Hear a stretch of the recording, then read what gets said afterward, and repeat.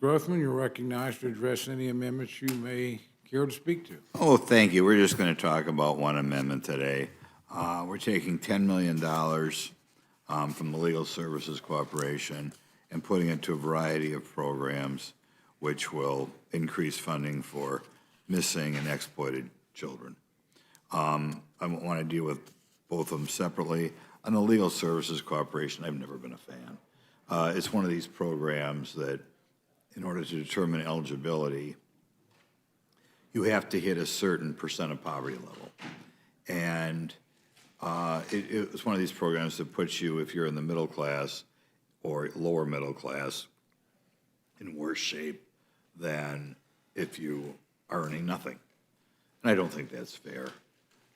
There are plenty of lawyers out there who on their own can do pro bono work or give money to whatever program they want. But just philosophically, the idea if I get a second-time drunk driving or something like that, and I have no money or at least no declarable income, I get a free lawyer.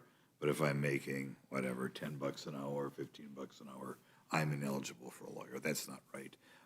As far as the $10 million for missing and exploited children's program, there have been reports of huge numbers of unaccompanied minors that are lost in this country.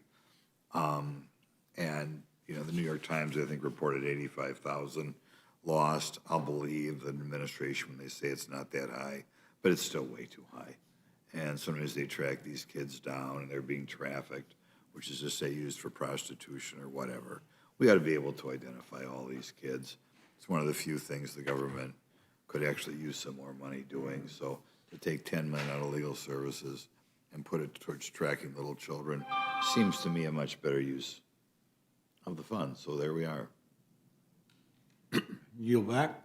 I'll yield back. Thank you very much. Mr. Self, you are now recognized to address any amendments you care to speak to. Thank you, Mr. Chairman, for this opportunity.